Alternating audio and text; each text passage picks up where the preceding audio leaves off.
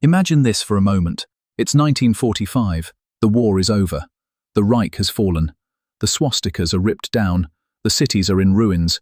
And the Nuremberg trials are beginning to drag the architects of horror into the light. But here's the question nobody talks about. What about the companies? The firms that built the tanks, the planes, the Zyklon B, the railways, the uniforms, and even the chemicals of genocide? Did they vanish with the Reich? Or did they survive, transform, and even thrive in the post-war world we live in today? The truth is, many of the companies that fueled Hitler's war machine didn't disappear. They adapted, they rebranded. Some were punished, some were broken up, and others, astonishingly, emerged even stronger. And that's what we're going to explore. What happened to Nazi companies after World War II? Let's start with one of the most infamous, IG Farben. IG Farben was the chemical conglomerate of the Third Reich. It wasn't just big, it was colossal. They made synthetic rubber, fuel, explosives, and the pesticides that became Zyklon B, the gas used in the extermination camps. They literally built a factory at Auschwitz, called Buna, using slave labor. After the war, IG Farben was considered too toxic to exist.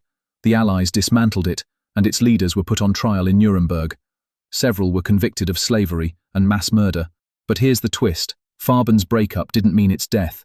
It was split into smaller companies, and those companies still exist today. Bayer, the pharmaceutical giant, BASF, the chemical powerhouse, Hoechst, later merged into what's now part of Sanofi. If you've ever taken an aspirin, there's a chance it connects back to IG Farben. So, Farben, as a name, died, but its children live on, shaping the modern economy. Next, let's talk about Volkswagen, the people's car. Originally, it was Hitler's dream, an affordable car for every German worker, designed by Ferdinand Porsche. During the war, instead of producing family cars, Volkswagen churned out military vehicles like the Kübelwagen and the amphibious Schwimmwagen. The factory even used forced labor, including concentration camp prisoners. After Germany's defeat, the Volkswagen factory lay in ruins. The Allies didn't see much future in it. In fact, the British occupation authorities almost scrapped it, but a British officer named Ivan Hurst saved it, restarting production with leftover parts. He transformed Volkswagen into a working car company, eventually producing the now iconic Volkswagen Beetle. By the 1950s, it became a global symbol of affordable mobility. Think about that. A car born in Hitler's Reich became the flower power vehicle of the 1960s hippie movement. Now, let's move to Daimler-Benz, the makers of Mercedes-Benz. During the war, Daimler-Benz was deeply entangled with the regime.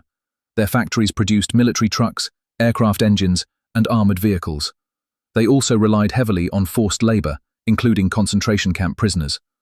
After the war, Daimler-Benz executives faced some scrutiny, but the company itself survived.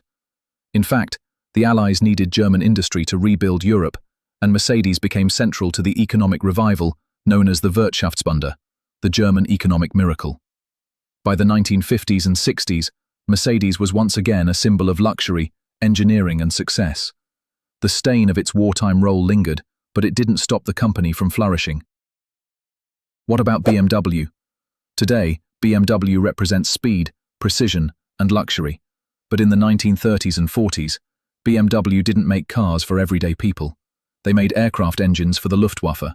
Their engines powered planes like the Messerschmitt fighters that tore through Europe. And like so many others, they used forced labor, including prisoners from concentration camps. After the war, BMW was nearly wiped out. Its factories were bombed, its facilities dismantled. For a time, it survived by making pots, pans, and bicycles. Only later, in the 1950s, did BMW re-enter the car industry. By the 1970s, it was reinvented as a premier car brand, building the luxury image we know today. Now let's turn to an unexpected sector: fashion. Did you know that Hugo Boss, the clothing company, was once a Nazi supplier? Hugo Boss himself was a member of the party. His company manufactured Nazi uniforms, including the infamous black SS uniforms designed to intimidate and terrify. After the war, Boss was fined as a supporter of the regime, but his company survived. In fact, it grew into the global fashion powerhouse it is today. If you've ever seen a sleek Hugo Boss suit, remember, it started with Nazi uniforms. And it's not just Boss. Adidas and Puma, two of the world's biggest sportswear brands, also have Nazi-era roots. They were founded by the Dassler brothers, Adolf and Rudolf Dassler, in the 1920s. Both brothers joined the Nazi Party.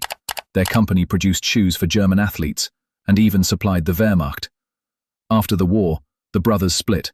Adolf founded Adidas, Rudolf founded Puma. Today, their companies are worth billions, with their Nazi past often overlooked. Then there's Siemens, the engineering giant. Siemens built electrical equipment, communication systems, and even supplied technology to the camps. Their equipment was used in concentration camps, and the company employed forced labor on a massive scale. After the war, Siemens was damaged but not destroyed. They paid compensation decades later, but in the 1950s, they were already booming again, powering Germany's reconstruction and expanding worldwide. One of the darker examples is Krupp, the weapons manufacturer. The Krupp dynasty was Germany's war industrial heart. Their steelworks produced tanks, artillery, submarines, and more. The Krupp family fortune was tied directly to war. After 1945, Alfred Krupp was convicted of crimes against humanity for using forced labor and sentenced to prison. But here's the shocking part. He was released after just 3 years. Not only that, his fortune and factories were restored to him. By the 1950s, Krupp was once again a titan of industry, even working with NATO. The same man convicted of slavery was back running one of Europe's most powerful companies. Let's not forget chemical and pharmaceutical firms beyond Farben. Take Degussa, for example.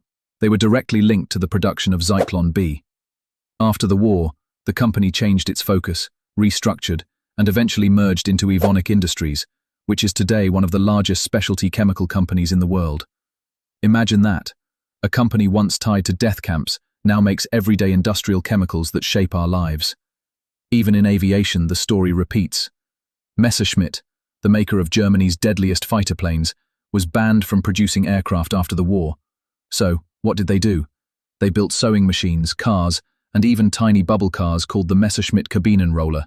Later, restrictions eased, and Messerschmitt merged into what eventually became Airbus, one of the largest aerospace companies on the planet.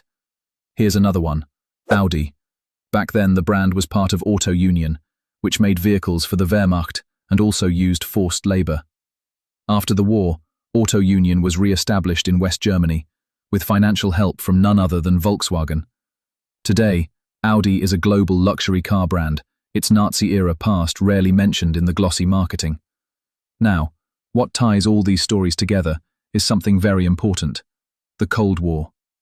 When the Allies first occupied Germany, there was talk of dismantling German industry completely, to prevent another war. But soon priorities shifted. The West needed a strong West Germany as a bulwark against the Soviet Union. And so, many companies that might have been destroyed or permanently crippled were allowed to rebuild, even thrive. Executives convicted of war crimes were released early, businesses were restored, and the Wirtschaftswunder took off. And this raises uncomfortable questions. The Nuremberg trials punished political and military leaders, but corporate leaders often escaped with light sentences, or none at all. The truth is, many of the same firms that armed Hitler's Reich went on to arm NATO. They rebuilt German prosperity, but their past was never fully erased. Of course, decades later, many of these companies began confronting their histories. In the 1990s and 2000s, lawsuits were filed, compensation funds created. Volkswagen, Daimler, Siemens, BASF, and others contributed to a fund to compensate former forced laborers. Hugo Boss officially apologized. Archives were opened, research commissioned. But for many survivors, the apologies came far too late. So, what happened to Nazi companies after World War II? The simple answer is, they survived. Some were broken up, some were punished, but most adapted and thrived. Their wartime crimes faded into the background as they became pillars of the modern economy. The very names that once fueled Hitler's Reich, Volkswagen, BMW, Mercedes, Siemens, Bayer, are now household names, associated with progress, luxury, and innovation. And maybe that's the most haunting part. The story of these companies shows us how quickly the world can forget, how profit can outlast ideology, and how the engines of war can transform into the engines of peace, without ever truly accounting for what they did. When you see a Volkswagen Beetle, a pair of Adidas sneakers, a Siemens appliance, or a Mercedes car, you're not just looking at a product, You're looking at a company that walked through fire, that stood in the shadow of one of history's darkest regimes, and somehow emerged not just alive, but stronger. History has a long memory, but business tends to move on.